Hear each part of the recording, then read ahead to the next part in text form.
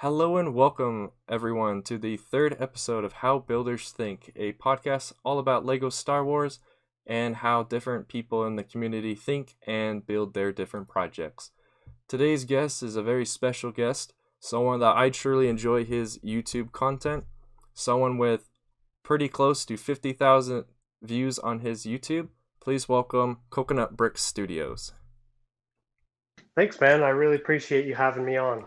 Really excited for this. I've been looking forward to it for a couple of weeks now. Glad to hear it, especially with the fact that I know you're already on other people's podcasts as well. So that's good to hear that you are excited for this one as well. Yeah, this will be my this will be my third podcast this month. Which is pretty crazy because a little bit ago, I didn't see anyone doing Lego podcasts, and now all of a sudden everyone's doing podcasts. Yeah, it's true. It's really trendy right now. You know, we go through the phases where it's like stop motion's cool and then mocks and kind of podcasts and video podcasts. I think a lot of it had to do with, the current situation in the world. A lot of people are stuck at home, want to record their thoughts and such. Right. I also think I think you're right. It is very trendy right now as well. Because for those of us who don't really have access to our Lego collections or won't coming up soon for like school or work or whatever, podcasts are an easy way to still be a part of the Lego Star Wars community without having to try and work in how we're supposed to get to our collections and actually build stuff. So I think this is a good platform for everyone to still stay connected when they're not able to do the typical Lego videos. Yeah, that's a good point. I hadn't even thought about that. At least that's my reason for doing mine, because that's the main reason is I won't have access to majority of my collection. So I thought this would be a good way to stay connected with everybody. So, do you have, before we get into kind of like the meat of the podcast, do you have any questions you'd like to ask at the beginning or anything you'd like to share? Um, what? So I know we just barely talked about it a little bit, like 2 seconds ago, but I'd love to know, like, why a Lego Star Wars podcast for you specifically, or like just like a building podcast, other than the fact that you're not gonna have access to your collections and stuff. That is a very good question. Thanks for asking. The reason I've decided to do this type of a podcast is because one, I won't have access to my collection, but also because I just felt like at the moment there's not a lot of, I guess, communication between all the different Lego Star Wars creators on YouTube, especially. And overall, I just feel like the community is kind of having a hard time finding one another on the platform. So I felt like this would be a good way to showcase different builders or different builders or creators in the community. That way, potential viewers could come find either your channel or my channel, since I'm the host, and the other guests' channels, and be able to help build up the community, Lego Star Wars community, and have us better connected with one another as well.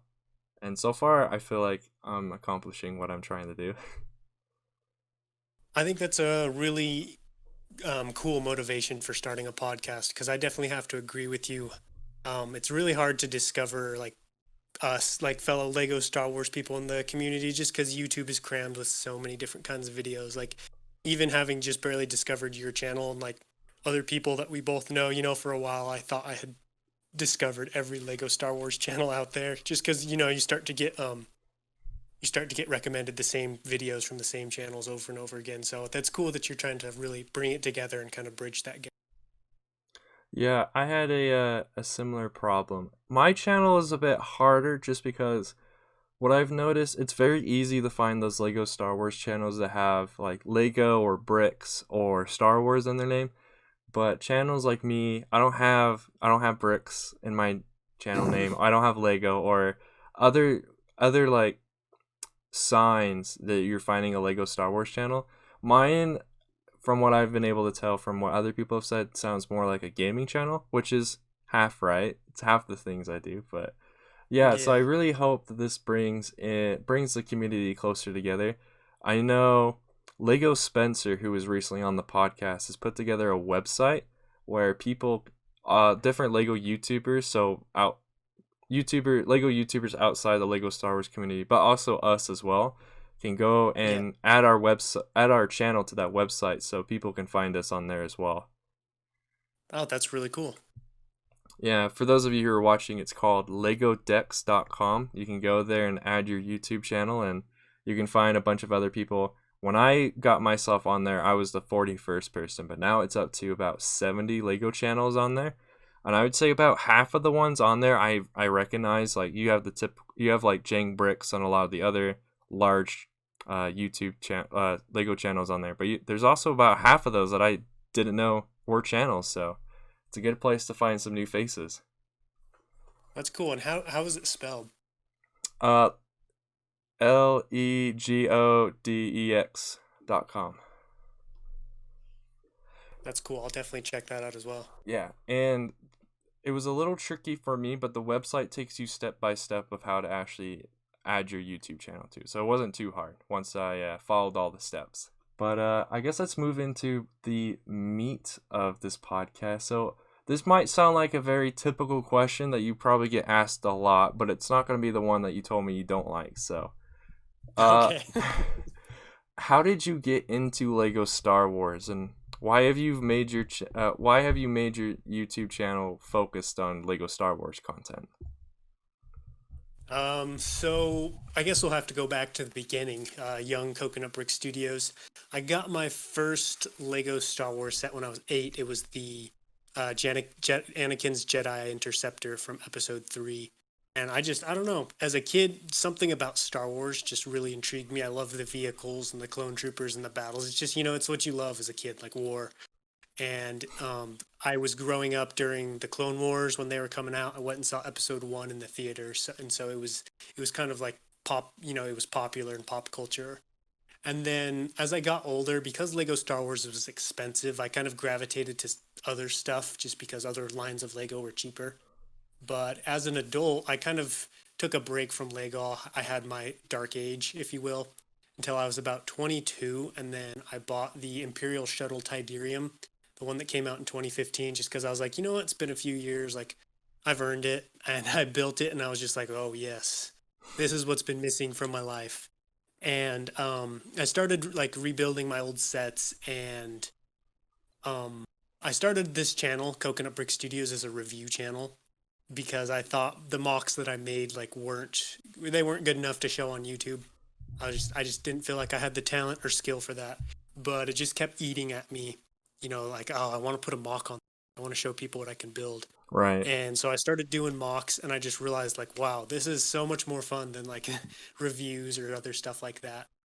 And then, so to answer the second part of your question, why Lego Star Wars focused, because I love all Lego in general, but I really wanted to make a name for my channel because I didn't want to try and do everything. I wanted to pick one thing and just, like, I wanted to be known for. And since I enjoyed Lego Star Wars the most, that's kind of where I've gravitated to and kind of where I've staked and kind of where I've claimed my territory as, like, a Lego Star Wars mock builder. And it's a good spot that you've picked, because a lot of us that have either found your channel or been with your channel since the beginning, we definitely enjoy the mocks. I definitely enjoy all the mocks that you've done. I missed all of the Naboo mock when that first came out, so my introduction to your channel was Umbara. And Umbara was very impressive. At that point I hadn't seen too many Umbara mocks, but I knew a lot of people had strayed away from that planet because of all the black parts involved in it.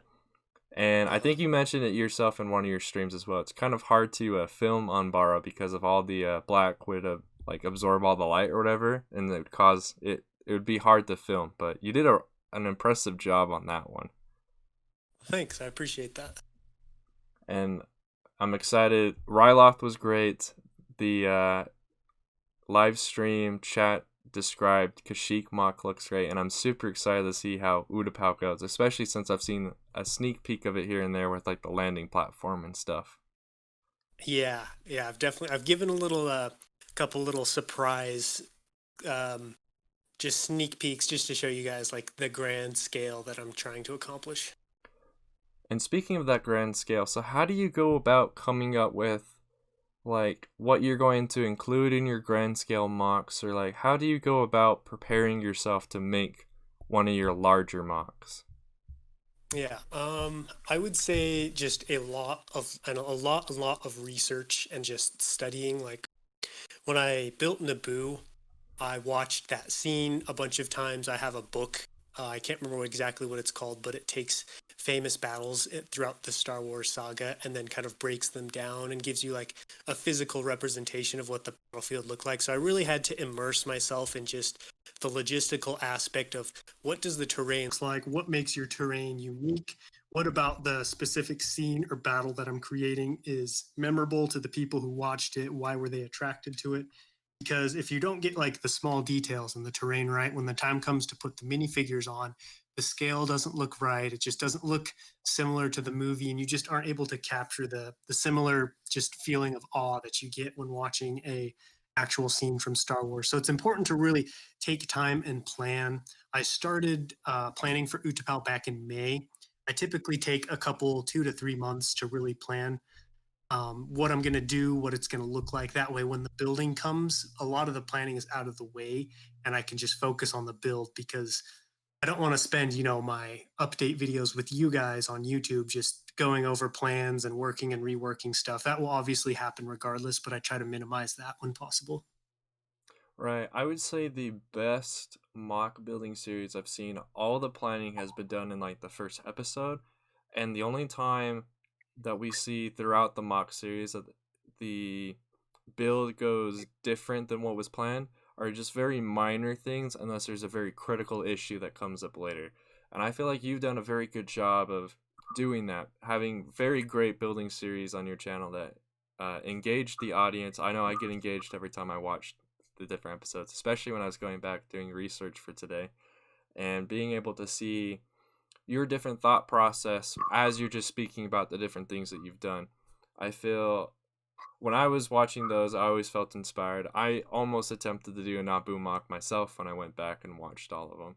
On Bar, I'm gonna stray away from probably for a long time because I have not enough 501st related things to do that. But Yeah, that's one of those mocks that are very challenging and very rewarding. And I try not to recommend that planet too much because you have to have the right pieces and the right figures because it was it's such a specific planet, and then what happened on that planet was so specific. We see Naboo multiple times, we see Tatooine, Kashyyyk, you see all these planets, but like Umbara, it's just such a narrow view of what we get to see from the Clone Wars that you really have to pick certain pieces and figures to really set yourself up for success.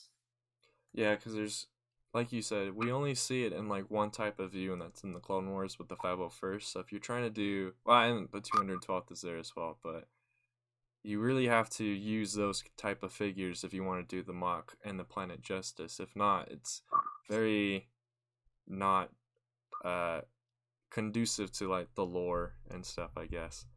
But Yeah. I guess kind of switching topics here a little bit. What has been the most difficult thing you've faced while either planning your mocks or actually building your mocks? Oh man.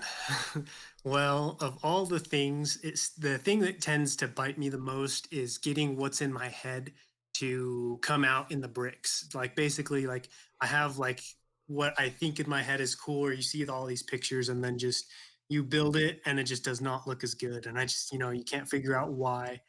And so that's been a challenge for me is to figure out like, okay, how do I get what's in my head and how do I turn that into a Lego creation? And it's hard for on two fronts because it's just like talking. Like we think all these crazy things in our head, and then to be able to articulate those things is a skill in and of itself.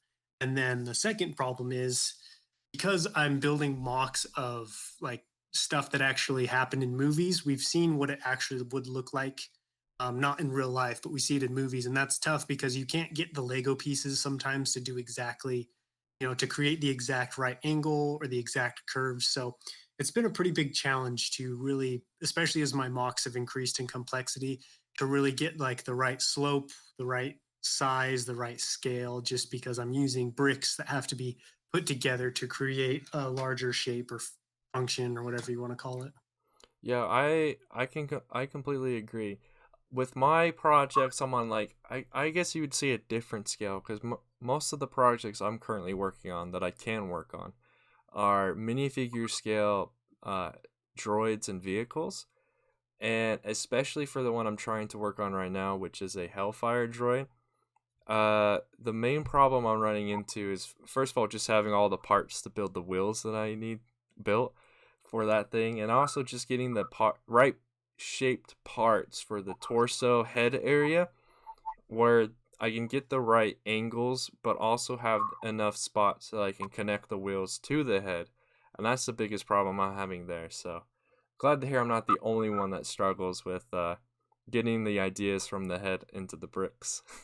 Yeah, yeah. I mean, especially in your case, because I don't do vehicles, so like landscapes, they're kind of easy because you can just kind of you can work the bricks for what you need. But when you're talking about wheels and heads and cockpits and like lights, um, a certain piece will work great for a wheel unless you know your scale is twice the size of that wheel, and then you have to just really work around that. So yeah, I definitely tip my hat to people like you who can do vehicles and stuff like that. Why, thank you. I wouldn't tip your hat too much. Right now, I've only done one, which is that snail tank that I keep somewhat self promoting in different people's things. But Yeah. yeah, but to go along with that, like for instance, the Hellfire wheels, I have for mine, I have to make my own because from my research, I found that most of the mocks that I found for Hellfire droids that are supposed to be minifigure scale are just slightly too big from all the number crunching that I had to do for when I started this project for my planning. So I'm having to make these custom built wheels, and they use this one specific elbow Technic part, and I've ran all of my secondhand stores dry of that part because I've gone in there and looked specifically for it and bought them all out. So I have to if I want to get more progress on my wheels, I gotta get on the Bricklink and buy some more. But I gotta hold off on that project because I've got other things that more other life things I've got to get to first. Yeah. Yep. So I guess let's do you have any questions for me before we switch into trivia time? I guess my question, I guess I've got lots of questions, but I'll try to keep it short. If you can keep it to like 2 questions, that'd be great. Okay, there we go.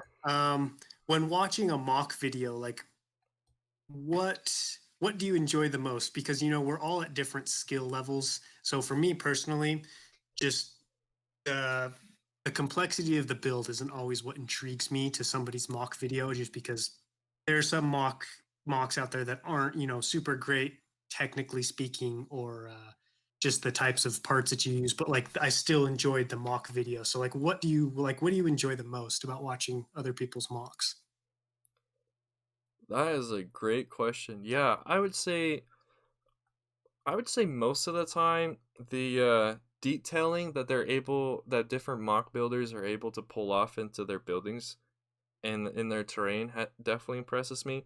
Uh, since I wasn't prepared for this question because this is more in the unscripted part, I'm quickly looking up a specific YouTuber I kind of want to mention because he's currently doing a project I am very impressed by.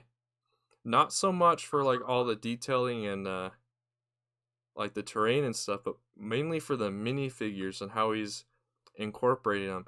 So there's this guy named Lego Gavin Productions, and Yeah, I've heard of them. he's currently doing. I don't know if he has an official name for his mock, but his Clone Wars mock he's currently doing a building series on. I super love the way he's able to manipulate the clone trooper helmets without having heads under them so that it gives more life to those figures. That just it impresses me so much every time he posts another update video because they just look so good. They look so animated like they're actually alive and it's just great. Also, something he's done and other people do is incorporating different lights into their mocks as well to give different moods. Like, for instance, Lego Gavin, he's got it so in his droid bunker thing, all the lights are in a muted green color, and it looks Uh-huh. so good. It definitely shows what type of atmosphere the clones are facing when they're inside of that bunker, being ambushed or attacked by the droids while in there. And it's that those are the things that I look out for. So it's either, I think you kind of said the same ish things, but like if I'm not impressed by like the detailing in the terrain or the buildings, it's usually either the minifigures or the different types of lighting they're able to include into their mocks. Okay, that yeah, he's one of those people who's just taken mock building to another level. Yeah, Uh, for those who are watching this podcast, I'll put a link to his channel in the description below. I highly recommend watching his series. It's amazing. And my next question for you would be, I guess, how do you intend on, or I guess, like, how long have you been collecting Lego, and like, how big of a role does it play in your life currently? Good question. I was actually thinking about maybe piggybacking off when I asked you when you started basically off of it, but I'm glad you asked instead. So I started collecting just a little bit later than you did, it sounds like. So I was first introduced to Star Wars in 2000. I want to say, I believe it's 2007 then, whenever the Clone Wars show movie came out and it was in Oh theaters. yeah, That yeah. was, in my memory, that's the first Star Wars movie I ever saw. And so me and my family and my family took me to the theater and I watched it in theaters. And it was amazing being introduced to all the different characters in that movie. And so I believe that Christmas I ended up with some sets. I got the original Clone Trooper and Battle Droid battle packs that year, I think. And I ended up with the TIE Crawler set, which is like one of the few expanded universe sets Lego's ever produced. So I was super excited for those. And it's just gone, for some people it's gone downhill from there, but for other people it's gone uphill, I guess. So I've been collecting Lego ever since then and have pretty much gotten a decent amount of sets from each wave. I believe the wave I've gotten the most sets from is probably the 2013 wave, or I want to say either that or the 2009 wave. Just a lot of the Clone Wars sets. I've got so many of them. Well, I did until I disassembled all of them. That's funny. Those are the two waves that I have the most sets from as well, besides 2019. Yeah, like I remember when during that 2013 wave that the ATTE was only $90, and now that same set Yeah. goes for so much. Yeah, I bought two of those back in 2014 when they came out. One of them was on sale. I got it for 70. Oh, nice. The I only still remember that. the only reason I have so much from that wave is that was actually, it was either that year or 2012 was the first year I had like a real job that actually paid me money. That was a little personal story. So I guess I was a soccer ref for a local soccer league in my town, and being a ref, they actually paid me money for the different games I ref. So I ended up with enough money to buy two of the gunships from that wave, and two of the ATTEs from that wave. Wow, those gunships. I have a couple of those. Those are worth a lot more money now. It's kind of sad because you can't really get your hands on them anymore. But that's a cool set. Yeah, and that's why I think everyone was super sad when they saw that those are all disassembled in my parts collection now. But I reminded all of them that came to those streams, I'm going to use those parts eventually, probably to build the brick vault. But the brick vaulter, the designer David, I forgot to say his last name, but that gunship. Oh yeah. And David Buckle's gunship. yeah, I'm also going to use the parts from my ATTEs to build the ATT that you've got also from David. Because that thing looks so cool. Oh, dude, it is. It's like, it just has these, I don't even know how to describe it, just epic proportions. Like, it's truly a magnificent, magnificent mock. I don't say that about a whole lot of vehicles, but just the level of detail that went into building that, it just blows me away that someone sat down and just like created that. I know. It blows my mind that David was able to put so much detail into that vehicle. I guess he had a lot going for him as well, though, because it is supposed to be a decently large vehicle. I feel like whenever I do get around to buying the instructions and building it, it'll definitely help elevate the sizes of my mocks because I'll have to make my mocks bigger in order to fit it. And it'll definitely be a good contender against my snail tank. My snail tank will finally have something big enough to go up against it. A worthy opponent. Yeah. I love everyone who said they're attempting to, or they've looked into my snail tank mock, because from everyone who's gone and looked at it, they've told me it's shocked them how big it is. Yeah, someone was on my stream the other night and they said they were currently parting out pieces to build it. Yeah, he's told me about it too, and I crack up to myself because the only way I was able to get all the treads done, and I still have treads I'm missing, but the main tread that the snail tank has, the only way I was able to finish that, I have 3 of the 2013 snail tanks, and I had 1 of the 2009 ones, and I used my treads from my tight crawler set. So all of those treads, except for a few, went into my snail tank mod. So I feel bad for that guy, because if he wants it to be 100% done, he's got a lot of treads he's got to buy. Yeah, I'm making some Bricklink orders soon. Nice. I'm probably gonna start putting together some Clone Army custom orders for helmets. I need to see if they'll be willing to do a custom order for me on a custom product, just because I need one of their helmets in a different color. What helmet? So from what my research has shown me, so the 501st Phase 1 clones in the Clone Wars show have like light blue markings on them rather than Captain Rex, who's got like just the standard blue, or like the Phase 2 clones, 501st troopers we see in Episode 3. And so right now, Clone Army Customs, their 501st helmet that matches the markings from the show. It's in the blue of Captain Rex and P2 501st troopers, but I want to see if they'd be willing to make me like 40-ish helmets in the light blue color instead. Oh, okay. Kind of like the I can't remember if it's the sergeant or the lieutenant, the light blue clone commander. Yeah, it is the lieutenant, that blue. So I want to see if I can work a deal with them to make some of their Clone Wars show helmets in the light blue color instead. I haven't worked it out yet, so this is all up in the air yet. But I'll probably have a video on it if I can get it. We'll have to see though. But that'd be cool. Keep my eye out. The only problem is every helmet costs $4, and that's already the standard price. So I wonder what they would be willing to do the custom order on. Right. But shifting topics now to trivia time. So I've got four questions prepared. Keep in mind, I prepared these questions and these answers on the 8th.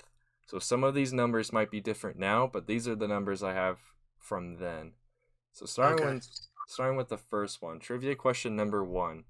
What was next to the Sandcrawler in your first public YouTube video on your channel? So, if I remember correctly, it's a picture frame. It's kind of because I built a little mini Tatooine mock, and I had it up just on my table. And there was a picture frame, and I think on the other side of the Sandcrawler was like my little notebook. Yep. So I don't remember the notebook, but it has been a little bit since I've done my research. There might have been a notebook, but yes, there was like a picture frame, but there was no, as far as I could tell, it wasn't an actual picture in the picture frame. It was just a piece of paper with some like different positive messages on it or something. I wasn't able to really read it. I could only read a few words on a few of them, but I thought that was kind of interesting to have that in that mock just off to the side. Yeah, a little fun fact about that. That was actually on accident. I didn't realize that was in there until after. Happens to the best of us. I've had some random things in my videos too. All right, so trivia question number 2. How many videos did you have on your channel before having your current background display? So do you mean current as in like what it looks like now, or when I like started doing the boxes? So what I mean by current is what you currently have behind you in your videos.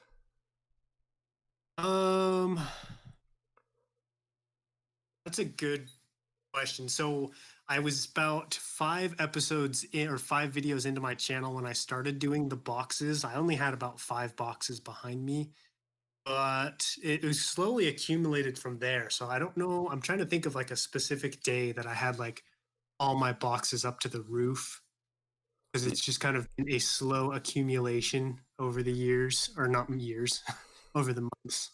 Do you want to take a guess, or you want me to tell you? Yeah, tell me. I Okay. would. Yeah, I can tell you. So I kind of worded that question weirdly now that I look back on it, but so the answer is the first video that that you posted that has your current background display of all those different types of boxes in the specific spot they're in. From what I found was in your video called Lego Star Wars Mock Master Yoda on July 28th. Oh yeah, yeah. That mock, it was like Yoda's last stand, not Yoda's last stand, but he was like facing off a couple of droid tanks and a bunch of droids. Yeah, I really like that mock. That's one of my favorite episodes from season 1 is when Yoda is just slamming through and destroying all the AATs. Yeah, he does work on those, wrecks them. It's so good because there's not a lot that we see Yoda actually doing a bunch of action scenes. So it was good to see him doing that. All right. So trivia question number 3. As of the 8th, how many views has your channel reached? Should be about 52,000. I think around there. That's probably what it is now. When I did my research, it was at 47,697. Oh wow, I've gotten a lot. Oh wow, I didn't realize I'd gotten that many views since then. It is quite a bit. It's very impressive to look at as well. So then moving on to trivia question number 4. What live stream did your wife first appear in as a guest host? She's done so many now, they start to blur together, but I'm pretty sure it was called Building Umbara Live with a guest. I want to say it was either the last or the second to last live stream that I was building Umbara. One of those two. Yes, so it was one of the Umbara ones. I probably should have written down which one it was, but all I wrote for my answer is it was on June 6th. June 6th. So Yeah, I don't know if that was the last Umbara or the second to last. All I know is it was an Umbara one. Yeah, I remember it was one of the last ones because the past few streams before that, people were complaining because I was like 20 chats behind on the chat, and I was like, all right, fine. I'll bring someone in to read them for me. I feel like it's actually, at least in my opinion on my streams, I'm very excited when I see that I'm actually behind on chat, because either it means we're getting a lot done or it means there's a lot of people in chat who want to come support me. So I get very excited when I see that I'm behind on chat. I don't know how you feel about it, but that's how I feel about it. Oh, definitely. I was so excited. Like it's such a good problem to have, because now I'm kind of sad if I can keep up the chat with by myself. I'm like, oh man, there's some more people here. Right. So that's it for trivia time. So I guess moving on towards to the end of the podcast, where can people go to come find your videos and stuff? So my two main social media platforms I use are Instagram and YouTube. On YouTube, my channel is called Coconut Brick Studios. I've got close to 200 videos. So if you type in Coconut Brick Studios, my channel will come up, and I'm sure a bunch of the videos will pop up. I'm also on Instagram under the same handle, Coconut Brick Studios. I'm not as active on Instagram just because I tend to lean towards videos more, but that is a good place to see little side projects I'm working on that don't make it into a YouTube video, or sneak peeks at stuff that's coming up soon. But for now, those are the two main sections. I'm currently in the works of getting a Discord set up for my channel as well. So once that comes out, you'll be able to see on Instagram or YouTube. That is very exciting because I know we as your audience have been pressuring you into getting a Discord set up. Yeah, people are starting to lay the pressure on me. They want a coconut. They want a coconut Discord. And I will definitely be one of the first, if I can, I'll be one of the first people to hop on over there because I really like your community. You've done a good job of getting it set up. Yeah, that's one last thing. That's been a big reason and motivations for starting my channel was to motivate and inspire people to go out there and kind of follow what they are passionate about and just create and do something good with their life. And so that was a big focus for me, was fostering a great community where people felt they could come and bond and like give me suggestions and learn from my videos and my stuff. So yeah, it's been very gratifying to me to be able to see, all the great people who have been showing up and helping build my vision for what I want in a community.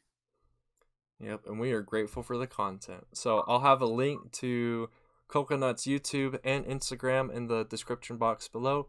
Please go subscribe to him if you really want to see some epic looking mocks and join some really cool live stream chats. It's a very great community over there. If you want to see more of this podcast, How Builders Think, please subscribe to the Clone Plays channel, where all of these videos are being posted. Last thing we wanted to just share is you've sent me a clip that you wanted me to include at the end. So you want to kind of describe what that clip might entail for the audience? Yeah, so the clip most likely is going to be I don't want to say a sneak peek, but kind of like a little inside look on what's coming up for Utapau. I'm really excited for this project. Utapau is a planet that hasn't really been built in large scale a lot. So either the video clip or the pictures I send should kind of help depict what I'm trying to build, basically. And I'm very excited. Just seeing the little sneak peek of how big the landing platform is going to be. I'm excited to see how the progress and the finished product of what Utapau is going to look like. I'm very excited for it. And so, thank you all for watching this podcast episode. Remember, every clone has its roots in the original, and we'll see you all in the next one.